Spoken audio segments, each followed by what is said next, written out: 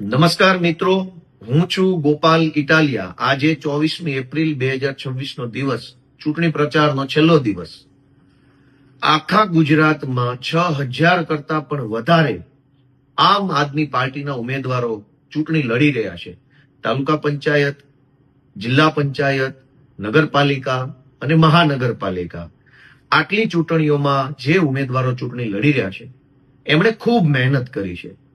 અનેક યુવાનો નવા છે, પહેલી વખત ચૂંટણીમાં ઉભા છે, સામાન્ય પરિવારમાંથી આવે છે, રાજનીતિ શીખી રહ્યા છે અને નિષ્ઠાથી સમાજની સેવા કરવાનું સપનું લઈ આગળ વધી રહ્યા છે.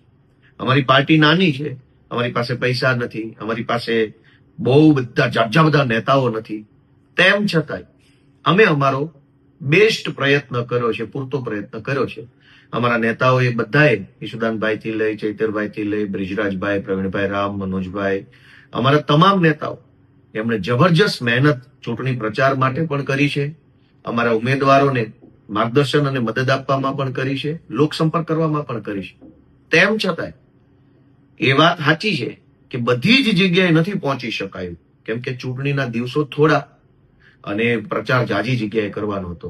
તો મારી ગુજરાતભરના સૌ લોકોને નમ્ર વિનંતી છે કે આ વખતે તક જે મળી છે એ ચૂકાઈ ન જાય.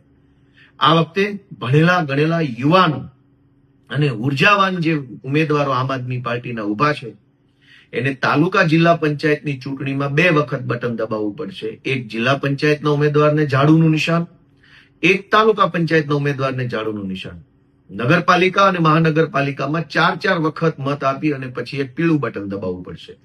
એટલે શહેરોમાં 4 બટન અને ગ્રામ્ય વિસ્તારોમાં 2 બટન ઝાડુના દબાવી અમારા તમામ ઉમેદવારોને મત આપી વિજય બનાવો એવી હું ગુજરાતભરના સૌ લોકોને નમ્ર વિનંતી કરું છું. જય જય ગરવી ગુજરાત.